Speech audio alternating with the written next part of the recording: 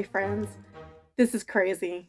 I do not need more seeds, but I have this order here from Seeds and Such that I'd like to go ahead and crack open and show you what I've gotten and why I chose these varieties. Let's take a look. Wow, this is quite a large package.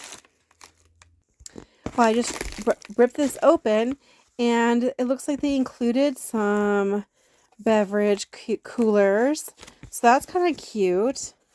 I can have those at school. And let's see what I have in here. What do we have? Hybrid pepper Biscayne, 100 seeds. Okay. Nice. Celery golden self-blanching. Tomato micro tom, which those micro tomatoes are so versatile. You can have them in a little pot on the patio. Luffa Gourds, which are apparently actually edible in the immature stage. So if there's not enough time for them to bulk up and become that spongy material, to become totally ripe, then at least you can have them in the smaller immature stage for food. So we're going to do some experiments with that this summer. Indigo rose tomato seeds. Golden beets. Golden beets are my favorite type of beet. They're very, very good. They don't taste like a beet. They taste like, I don't know, like a apple and a potato had a baby. I don't know how to explain that. They're very good. Cubanelle peppers, which we love for chili rellenos. I have to kind of fight with the bag here because it's so full. Let's look here. Golden ball turnips. Pepper, King of the North, which is probably going to be good for my zone. Zebrune shallots. Alisa Craig exhibition. These are onion seeds that look really, really good. And I know I bought them before from other vendors. Armenian cucumbers, which do a lot better in the hot summer sun than a lot of varieties. Pepper, red Peter. Okay, that one's a little bit inappropriate. The red Peter hot peppers. But it was too funny. I had to get them. Hybrid zucchini 8-ball. Carrot, Parisian, or Paris market. And these are carrots. Once you have carrots, you probably never need to buy seeds again because when they go to seed the second year, you'll get just thousands of seeds. This is Candy Roaster, Pumpkin North Georgia Candy Roaster, which I saw some people posting some like fried up pumpkins that look like and apparently taste very similar to fried sweet potatoes. So I think Candy Roaster might be a good candidate for that recipe. So we'll try that one as well as some other ones. More Armenian cucumbers. Golden Globe turnips. And one of the reasons why I'm buying so many seeds is because I am really concerned about food security. Hybrid squash smooth criminal. Giant Aconcagua pepper. How do you say that? Aconcagua. Agua. Okay, peppers. And I do like the seed packets from M.I. Gardener and Baker Creek better because I like to see the pictures of the actual plant. But this is a really cute packaging too. These are golden Helios radishes. And there's a lot of seeds in here. I can feel a lot of seeds. How many are on there? Is it 250? I'm not sure. I can't read that. I can't read it. It looks like it's smeared. Golden Helios. More of those. Okay. So many seeds. Tomato climbing trip. L crop. Nice. Tabasco peppers. Got these from my husband. Thumbelina carrots, which I think will be good for containers. Laurentian Rutabaga. I'm not sure how to say that. Laurentian or Laurentian Rutabagas. And I'll tell you, if you've never had rutabagas, they are so, so yummy. And I just chopped it up really fine and put it with, I think it was like olive oil and salt. And I cooked it for a long time. I want to say it was like 55 or 50 minutes at 350 or 400 degrees. And they were so, so good. I'm surprised they're not more popular than they are. Some more of those radishes. Pepper giant, a Chinese giant. Some of these varieties I don't even remember purchasing. Cucumber double yield, which we love cucumbers, and I'm going to be making quick pickles in the summertime. Cauliflower Snowball Self-Blanching. I like that because it saves a step. You don't have to pull the leaves up to keep the head white. Hybrid Tomato Carmello. I can't read the whole thing, but Hybrid Tomato Carmello. And that's probably because that's my husband's nickname. Hybrid Squash Bossa Nova. Okay. So I am going to be growing lots and lots of squash. Tomato Tumbler. Texas Super Sweet Onion. That's probably enough seeds, don't you think? Right there, what I already called off. But let's see what else there is. Just in case I don't have enough seeds. I got black seed Simpson lettuce, which is the easiest lettuce to grow. And it reseeds very well. Tomato Tumbler. If you're a brand new gardener, you want to grow things that grow like weeds. Things that grow so super, super easy. Okay. Hybrid squash mashed potatoes. This is the seed I remember buying. And I bought it because, there should be a couple packages of that in here somewhere, because I have a friend who has her own channel, The Gardening Artist, and she's sensitive to potatoes.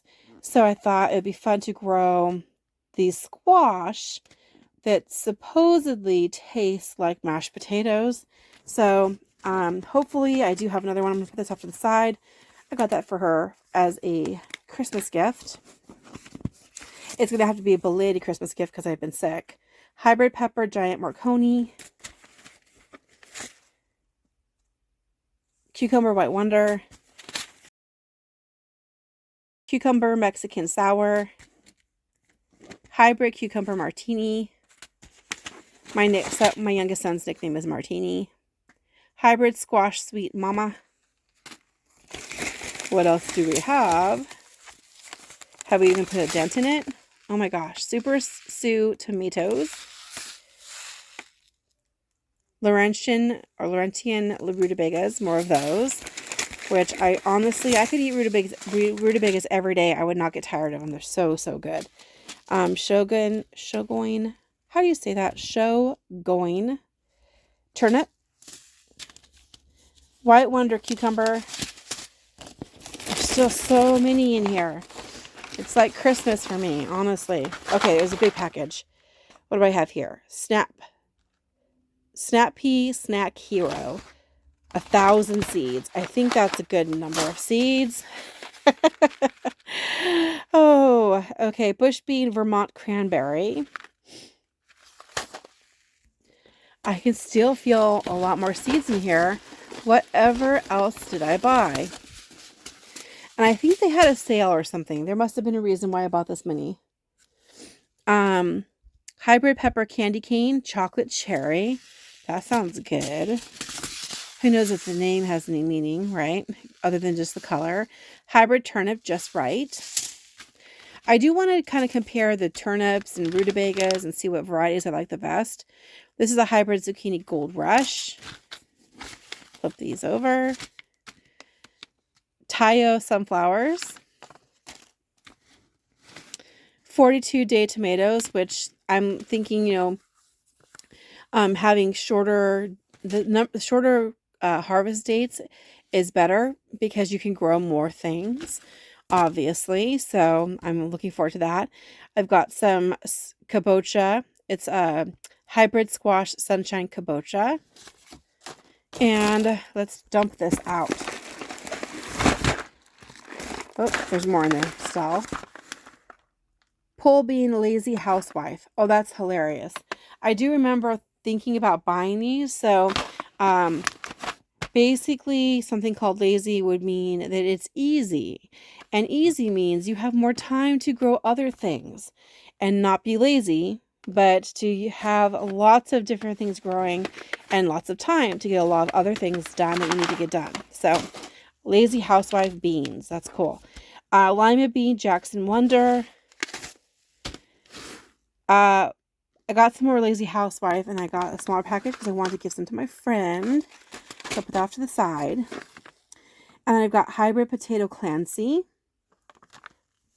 Interesting. I can feel it has like a little container, like some kind of vial or something in here. Yeah, because potato seeds are super, super tiny. These are true potatoes, like actual potato seeds.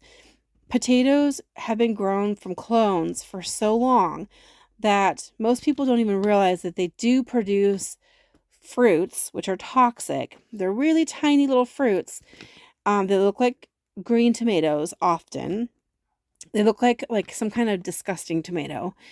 But if you go ahead and like put the pulp of that into a cup of water, and you kind of like ferment the seed to separate it from the rest of the fruit.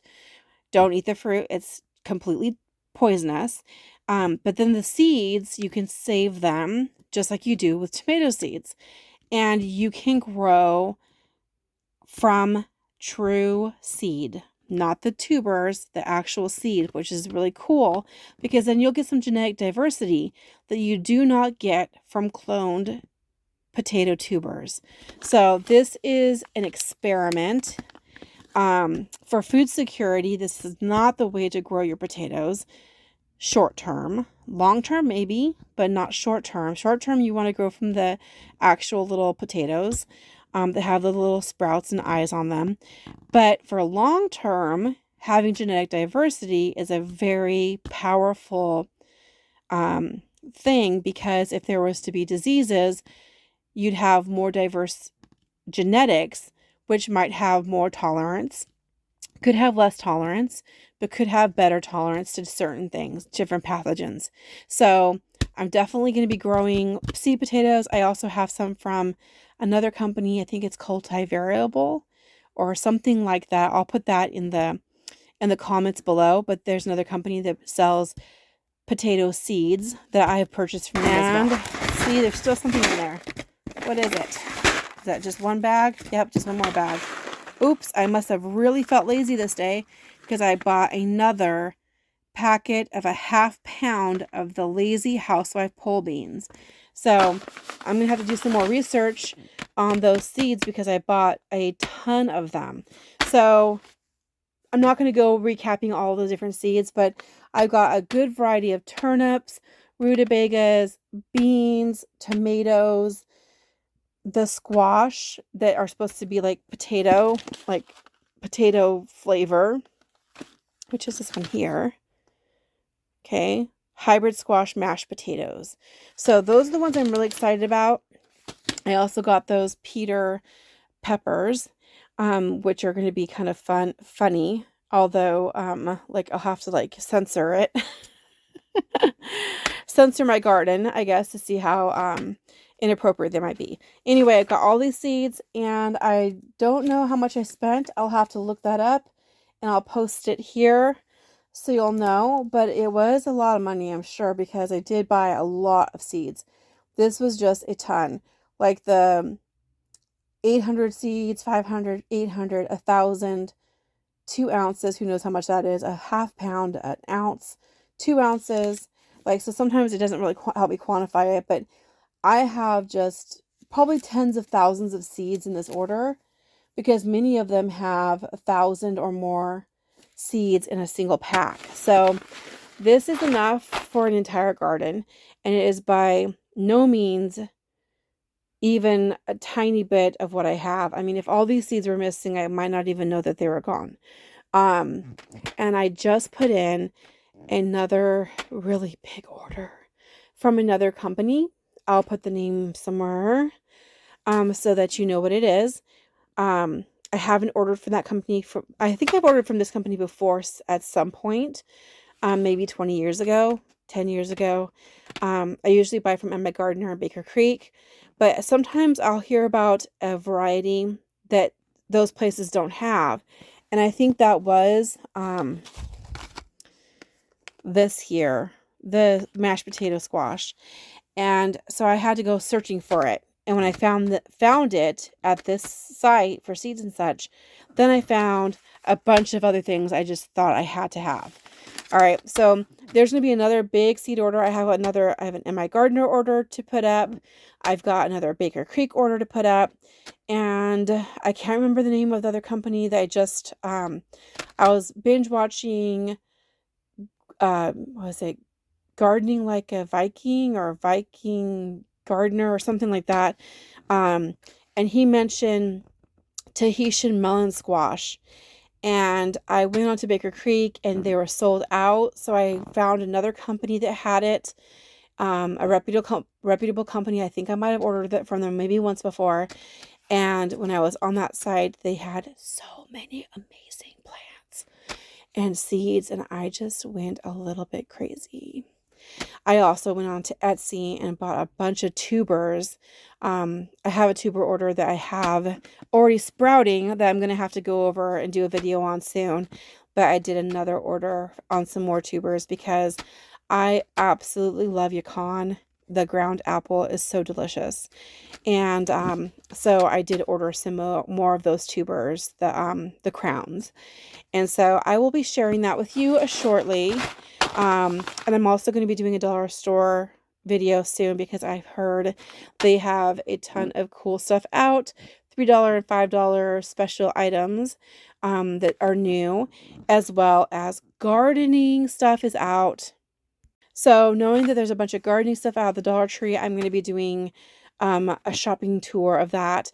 I'm going to try not to buy so much. I'm just going to see what they have and try to give myself a budget. How much should I put for my budget for the Dollar Tree for the month of January? Given the fact that we already spent a lot of money on all these seed orders and that we, had Christmas presents and stuff. So hop in the comments. What should I budget for my Dollar Tree haul for the month of January? I might be going in the next couple of days to do a little Dollar Tree. I call it window shopping, but I'm going to come home with something. What should my budget be? Should it be like $20, $25? What do you think is reasonable? And should it be for like the week or the month? What do you think is a reasonable Dollar Tree haul budget? Especially considering I'm trying to save a little bit of money. Now, let me talk to you about why I am going crazy on seeds.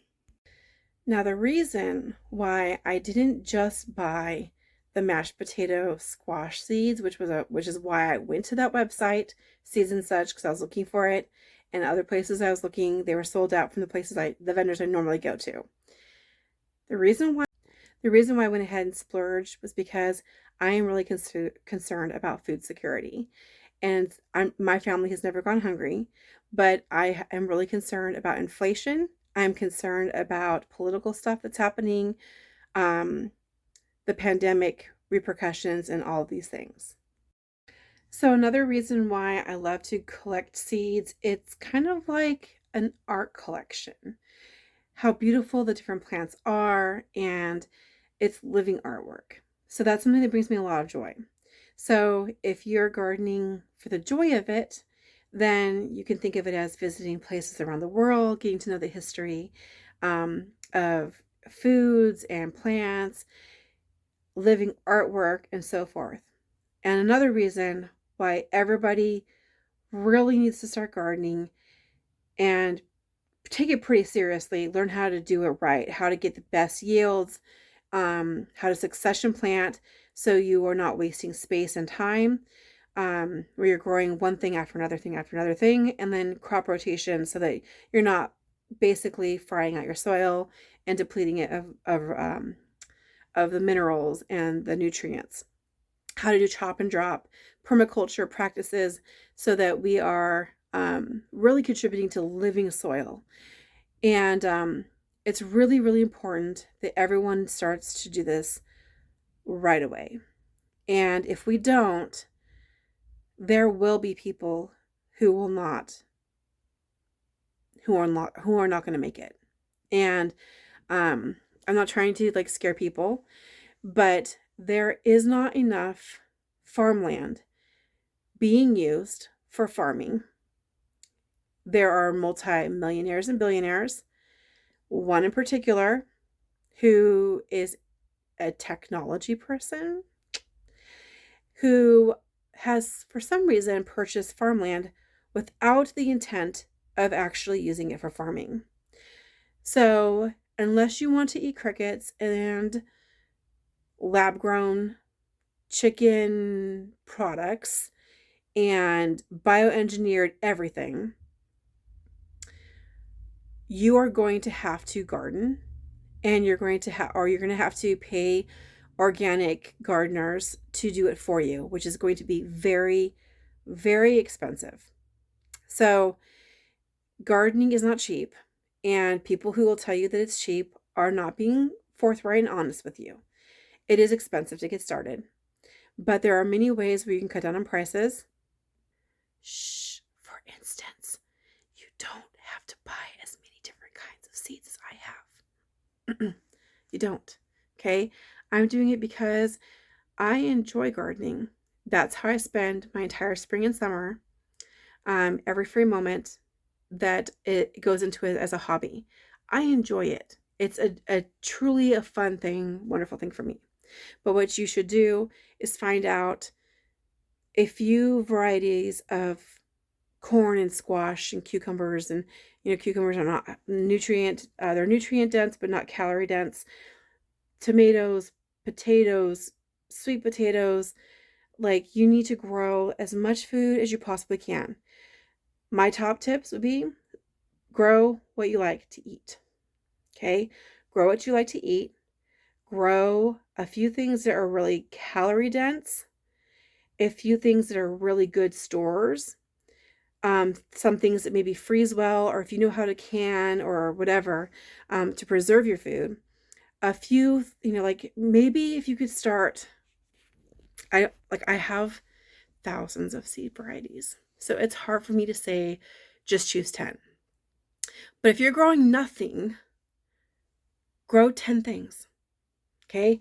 One is not going to be enough unless you grow just tons and tons and tons of one thing and you have some kind of trading barter system with some other people who garden. But you need to grow. We are omnivores. Omnivores need lots of different kinds of foods with lots of different kinds of minerals, antioxidants, and so forth. You need to have 3 things. You need carbohydrates, fats, and protein. And you need a lot of different ways of getting that. If you put all your eggs in one basket and that one crop doesn't do well that year, you're out of luck. So I wouldn't grow all just one kind of thing. Like, even if you have a best kind of squash, I would grow that best kind of squash. And I would grow something else. Maybe like if you have a maxima, grow a peppo. Okay, a different species so that they don't cross and contaminate the seeds. But even if they did cross, it's still going to end up being something that's edible. It might just not be as good as the parent crop. Okay, so don't hesitate. Don't overcomplicate.